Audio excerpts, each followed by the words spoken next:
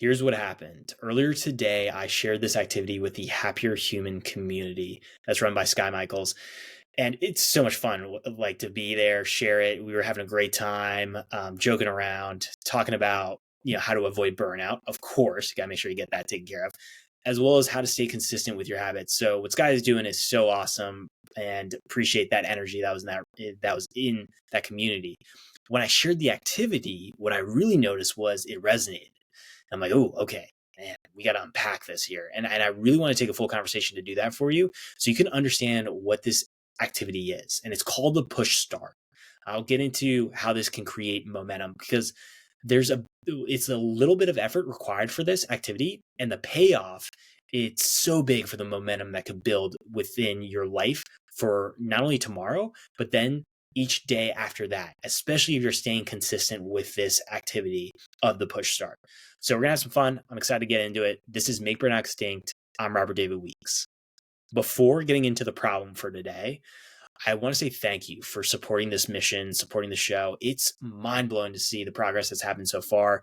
And if you haven't done it yet, please, after listening, rate this show and also subscribe and follow if you haven't done that already. My commitment to you by you doing that is to make this the best show it can be. Be the best storyteller, the best researcher, and the best interviewer that I can be for the guests that are coming on here, because I want to make sure that you're getting the most out of each one of these episodes and going back to this mission, making sure that you're making burnout extinct. So to get into it, I will want to first say thank you, and then let's dive into the problem. The problem for today is feeling stuck, defeated, or like you're never going to get out of this phase that you're in of that feeling stuckness and feeling exhausted, feeling defeated. It's the doom deal is how you can think about it. You're in the doom deal right now, and it's a deal you don't want. So I think about it for what's going on in our lives, like externally. Like I think about it for me, it's like, grocery stores, going there and seeing the prices, like how big of a difference those are. It's so much more for certain things, especially the eggs. And it could be also struggles that you're experiencing in relationships and how you're communicating. Could be with friends to partner. It also could be, not only with the financial struggles, but also just family life, dealing with it all of all the expenses that are coming up. And it could be with your career too. There could be those struggles there. So whatever's coming up for you, I want you to know that you're not alone in this, especially in this season of life that's going on right now. It can be intense. What I want to make sure you know is that, yes, you may be in this current phase right now, but you don't have to end up there for the rest of your life. You can move through this. And this activity, which is called the push start, could be a great place to help you with creating that momentum, because the way we get out of things is through momentum, but we have to start that momentum somehow. So what I want to get into is talking about the push start, being able to break it down a little bit with how it came into my life, which I really don't know. I've been trying to figure it out. I'm like, damn, dude, when did this actually start? But what I can break it down is like my experience so far. So usually, for context, like my morning or my evening routine for getting ready for bed, it would be, watching shows or watching episodes on Netflix, hanging out with my partner. Maybe we'll switch it up and not just be Netflix. It could be Disney Plus. It's another go-to. When it comes to Star Wars, I gotta watch it once in a while and get back into my Star Wars vibe. So I would do that, and then of course a brain fog would hit, and I'd be like, "Ugh, like I'm already tired, but now I'm even more tired to go to bed." And as I'm getting ready for bed, I might do a little bit of journaling or reviewing for the day for prep, but usually like I'm very inconsistent with that. But what would happen is I would all of a sudden, I'd start to think back to the challenges that are going to be coming up for tomorrow. I remember this, especially early on in my career. You might be feeling this, where you go to bed and now there's no distractions. And so your mind races and all the thoughts start popping up of the challenges you got to face, the issues that are coming up that you're going to have to address. So that, of course, is going to cause your stress levels to increase, the overwhelm to increase, the anxiety to increase, and all of that can lead to the first red flag of burnout, which is chronic exhaustion. And when you sleep on that, that's what you're remembering. So when you get shit sleep, like I remember that I get shit sleep thinking about all that stuff rattling up there. And what happens is the body is absorbing those feelings, and that's what's remembering for those hours that you're asleep. And then when you wake up, I know for me, what would happen is I'd wake up. One, I love my bed, but two, it would be a struggle to get the hell out of bed. Because yes, I like to cozy up, cuddle, hang out, especially on the colder days. Like it's so good to just warm up, like stay warm in the bed. But I also have this vision set out for the mission of Make Burnout Extinct, to know that is possible, to move towards it for the goals I've set out. And so it's constantly then having to try to convince myself to get out of bed. And that already is expending energy and is going to make it even more exhausting for the other challenges that are going to come my way. So what happens is when you do the push start, it can change things. With the push start, what it is exactly is it's creating movement for literally a few seconds. It does not have to be a few minutes. It could just be like 5 seconds to 30 seconds of you doing some form of movement. That could look like push-ups is what I've done before. I've also done like corrective like exercises. Stretching could be another one, but something that creates movement. And there's a few things I want to break down for you so that for what impact this has.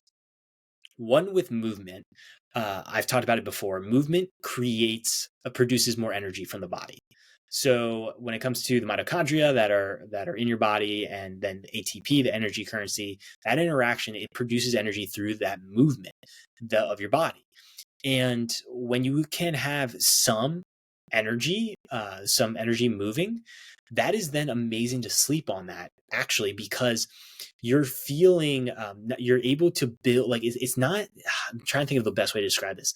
It's not like you're doing an hour workout before bed, right? Like that's a different level of feeling energized and wide awake and wired, where you can't go to, like, you're not going to be able to go to sleep for a little while. When it's just a few seconds of like stretching or push-ups, or I think about it as my friend John, like he's done squats, and a little bit of stretching too. That produces the energy, but not enough to really make you feel super wired and like I can't go to sleep. But then there's the few things the body gets reminded of. One is that, oh, you produce energy through the movement, when you are not feeling like doing the movement. And that's really important, because usually how you could feel going to bed, especially if you're in this phase of feeling stuck, is you could feel defeated. Like you could be like, man, I just had to deal with all those challenges, all the shit of the day, having to deal with the stuff from my partner and my friends, like all of that piles up for the end of the day. And you're just like done. You're like, all right, I'm going to just like curl up in bed and like try to recover while sleeping and try to start over and do this on repeat. But again, you're taking all that defeated energy and it's building within the body for those hours that you're asleep. So you're not going to feel like creating some movement. But if you can actually push through the resistance, and again, this is a low lift for effort that you're exerting. It's not like I'm asking you to do 100 push-ups or something. It's literally could be just for a few seconds movement. So it could be dancing. If you're vibing with some dancing, you just do a quick little shake out. It could be literally shaking your hands, just shaking them back and forth.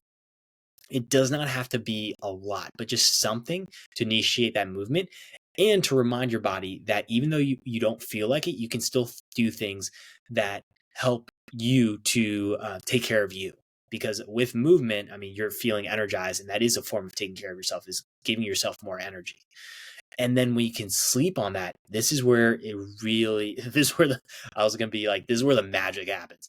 But it's like, those hours that you're asleep, that energizing feeling, that feeling of you can still do things even though you don't feel like it, that take care of you, that builds.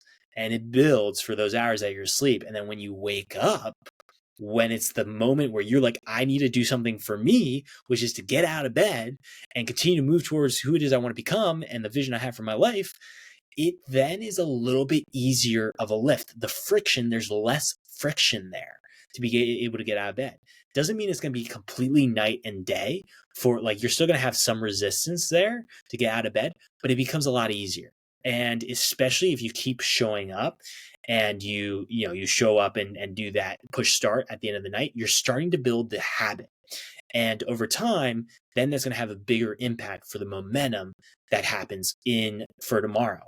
And then you get to take that momentum into the challenges that come your way. Like instead of you battling it out with yourself at the start of the day and going through the mental chatter and like really beating yourself up internally of like, damn, I don't want to get out of bed. This is warm, but I gotta get out of bed because I got that like back and forth that just is exhausting. You can, by doing the push start, it becomes a little bit easier and sometimes a lot easier to then get out of bed. And I put it most of the time, it's a lot easier to be able to get out of bed and less chatter that's happening for you in that moment. So what I also want to make sure to share with you is like there is a really important opportunity here to start with this habit because it's right before the holidays.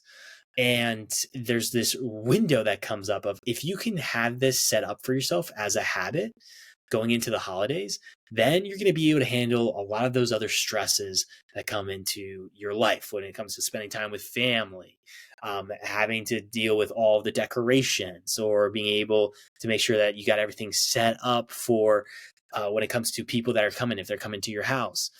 So it's really important to remind you that you can do this. It is absolutely possible. Some other examples that come up for what you could use for a push start is like, you got stretching is one. I'm going to repeat them. Dancing is another one. Push-ups, squat. I'm trying to think. You could jump up and down, literally jumping up and down. Trying to think if there's any other ones that are coming up from my mind. You could whistle a little bit because that's moving your lips. Is there any other ones? Yeah, hopefully, I hope that can help you for some ideas. And I know what can come up is some resistance to even starting this habit of a push start. So I want to address some of those that could come up. One is you could be like, dude, this is absolutely ridiculous and embarrassing with how little time I have to commit to doing this activity. Because I told you, it could literally be 5 seconds. It could be one push up, and that does make a difference. So I want to remind you that these are doing this type of things where it's the small actions over a long period of time, being consistent with it. That's the difference maker to move you towards who it is you want to become and the vision you have for your life, and to make burnout extinct. Burnout didn't happen overnight for building up towards that. Like it was over consecutive years of that exhaustion for that first red flag. And then the second red flag of negativity that you felt at work, and then it seeps into your personal life. And then the third red flag of terrible performance at your work. Like that stuff didn't just happen overnight. So when you were building these small repetitions, that's where consistency can form. And then you're moving yourself into different phases of the habit formation process. Because one, you have that awkward phase, which to get started with the push start is it may be awkward for you to do an extra push up, or you may go go to bed and then be like, oh shit, I forgot to do my push start. So let me just quickly jump out and shake it out. You can even like raise your hands in the air and just wave them back and forth real quick to be like, all right, I just did it for a few seconds. But it's going to be awkward at first. But then you go through into the angry phase is what I call it for the body, where there's resistance that can come up. And that could be even something you're feeling right now of resisting to do this activity because it's going to be such a small amount of effort. And it could be you could be embarrassed. You could be like, this is this silly, like, how's this going to actually work? And with that angry phase of resistance, that is a reminder to you that your body especially if you've done this for a few days and you start to feel that resistance build even more, that means you're close to this habit moving into the autopilot phase, because the body wants to keep you safe. So when you add a new habit in, there's uncertainty that comes up for the body. It creates uncertainty about your potential future and the path. And that moment of like, oh shit, what it really would happen if I do move towards who it is I want to become. And I do hit that vision I have for my life. Oh shit, that can feel scary. And so for the body, if you're feeling scared potentially of that, your body's going to be like, okay, like, or nervous even about that. Your body's going to be like, okay, wait, we got to resist this because we don't want this to be a part of our life for a habit because it's going to move us into a whole new path. But that's a reminder of you're so close to the autopilot phase and just to keep going, to keep showing up and putting those reps in. But the initial resistance that could be coming up is one, because you think it's going to be silly and stupid and it's not going to work. And it's just too little time for the potential payoff of the momentum. And I want to tell you, it's better to just show up and try this thing out and I always I say, try it out for the next 14 days. Give it a shot for the next 14 days and notice if there's a difference for that momentum. And my bet, if I were to bet on this, is like there's going to be a high probability you're going to notice a difference for the momentum in your life. And yes, you're not going to consciously realize the difference at first. That's something that's also another important thing to remember, is you may not notice that difference once you do the activity and then you're going to bed, because it's such a like small level. It's again like going into the micro level impact that this has that's going to build the big momentum. So your body is still going to recognize that you did this activity. It's still going to start to build this, but your conscious thoughts may not realize the difference. And so that could happen. We're just not noticing difference. My advice for you is to just stay the course and continue to put those reps in, and then notice after those 14 days if there was a big difference, or even notice if you see a change that's happening with each day as you do this activity, to be able to help reconfirm for you that this thing is working. And the other one that comes up for me is what would happen if, let's say, you have your partner there or you have family? Like, how do you communicate that? That could be another thing, is you might feel weird doing this in front of them. Well, my rec would be try to do it like before either they come into the room for your partner, or just let them know. If you can literally just communicate, hey, I'm doing this to help create some more momentum. You can even ask them for accountability. So if you could please like let me know, either before going to bed or the day, tomorrow, ask me if I did my push start. That'd be great to hold me accountable. So when we have other people that are holding us accountable and being there as a support system, that helps us to continue to stick with this, and especially with the consistency of those habits. The other thing that could come up for resistance is thinking that this is the only thing that you have to do then for creating momentum. Like you can't continue to do the workouts that you were doing. You can't continue to focus in on communicating and being honest with your feelings with your partner or friends or family. Like, you don't have to stop your day to day. This is just like something you can add into your different activities. And then you can continue to still have that workout tomorrow and be able to if anything, this was going to help you with that momentum to stick with it for those other habits. What this is just, it's a safety net for you, especially on the hard days. I think about it. There have been moments, even, being able to, when it comes to this journey of the podcast and and especially with speaking too, like we all have the hard days, right? Where it hits, where you really feel like things just did not work your way. You thought you were going to get a yes on an opportunity that ended up being a no. You thought someone was going to have your back when they didn't. You thought someone was going to show up on time when they chose to completely ghost you. Things happen, and we all have hard days. And I do want to remind you that you are not alone in having hard days. I got those. So what's helpful is, because this only takes a few seconds for an activity, it becomes a safety net for you to end the day with feeling like not only you achieved a small win, but you've started the process of creating momentum. And I want to remind you that celebrating those small wins lead to the big wins. It's really important to remember that.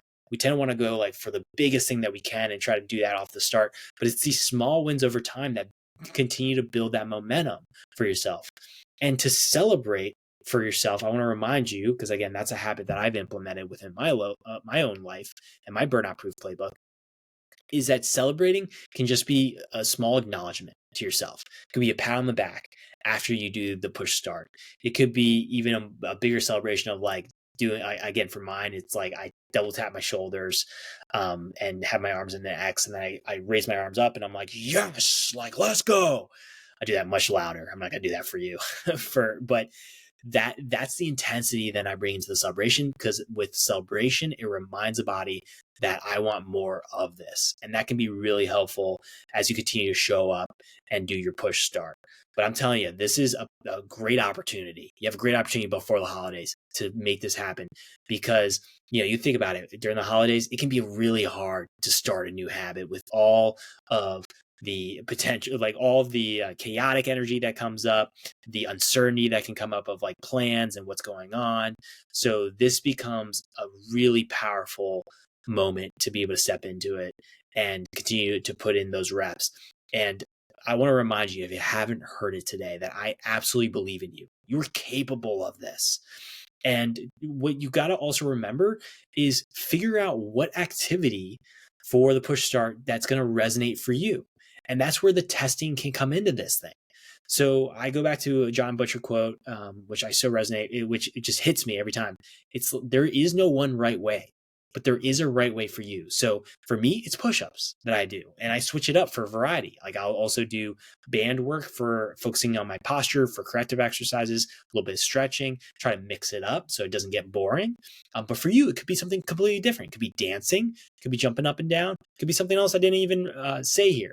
But test it out for those first few days to figure out what are going to be the good combinations, and then also mix it up a little while. So if you're ever feeling bored, try something new. So they can continue to stay consistent with it, because one way that we can stop staying consistent with a habit is it gets too boring. So variety is really important to remember as you're going into this thing too for an activity. But you are absolutely capable of this. I think about it, for the capacity that you have when it comes to just a few seconds. We all have a few seconds to be able to give to ourselves to make sure that we are charged up and ready and being able to be ready for tomorrow with momentum. So you absolutely got this. If you like this episode, please don't forget to rate the podcast to help get this message out of Make Burnout Extinct. And you can share what resonates with you from this episode by connecting with me on Instagram or LinkedIn. Thank you for taking the time to listen to this episode. I don't take that for granted. I'm so excited for you, so pumped up to reconnect again soon.